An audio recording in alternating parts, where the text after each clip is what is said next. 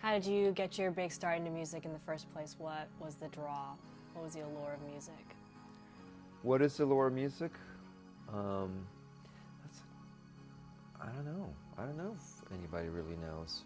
Why is it that sounds organized in a way, noise and sound, can feel so emotional? I don't know. That's a good question. But it is.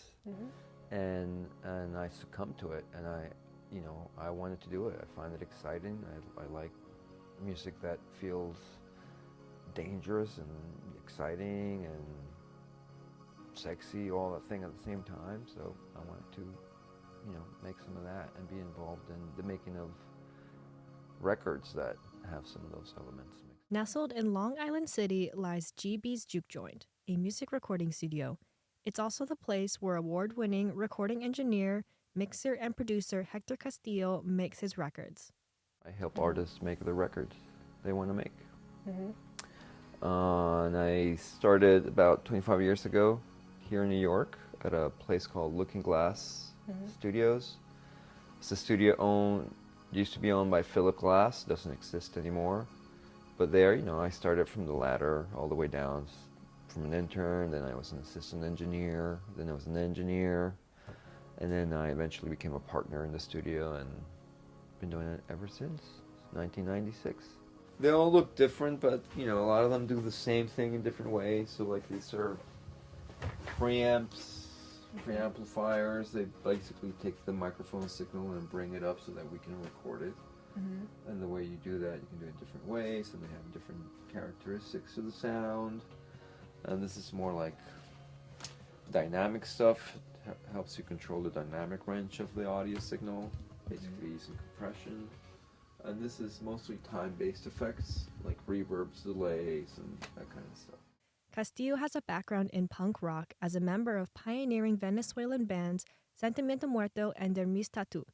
In his last few years in Venezuela, Castillo made money at a jingle house making music for commercials. That financed his move to New York, where he became a recording engineer, picking up a few Grammys along the way. It seemed like the place where the magic happened. And I'm drawn to the technology. I kind of understood it kind of by intuition kind of quickly, and it just seemed like fun.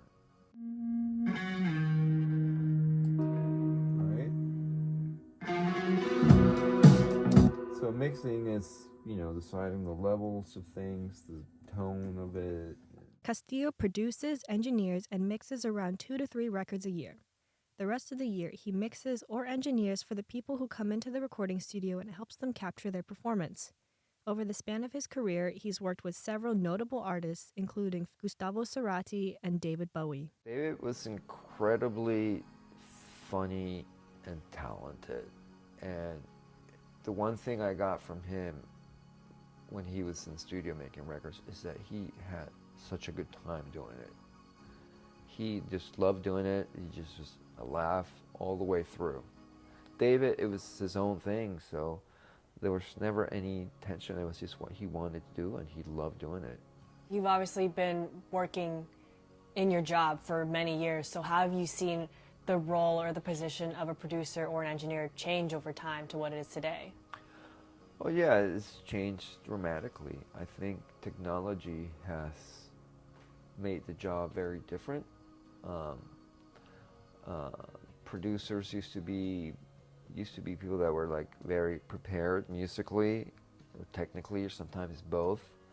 And I think nowadays it's so easy and fast to like make a track sound kind of cool with just loops and samples that you just download from the web. And I think we can agree that you find more growth when like you have to do like a big effort for something. You grow as a person, as a musician, as a producer. When you just download a few tracks from the internet and put it together and then you're a producer, there's no growth in that. There's not a whole lot of learning happening. So that's what worries me the most, is that that process, we're treating it now like an impediment for the end result. And to me, the beauty is in the process itself. Castillo believes that music is cyclical. Though today, samples and sounds are available just a click away, the old ways of making music through natural instruments will return. That's why he doesn't approach making his music with the goal of going viral or getting the most clicks. I try to make it in a way that feels just natural to me, not, you do it so that you like it in the room first with the people you're making it, and then you just hope that it's going to resonate with other people out there. What is one of the standout moments that you would say is from your career? What's something that you'll remember for the rest of your life? There's been a few sessions that I'll cherish forever, where I've been with an artist in a room, doing a perfect take, and it's just when everything comes together and it's magic. And one of those moments was with David Bowie. Another one was another artist called Suzanne Vega.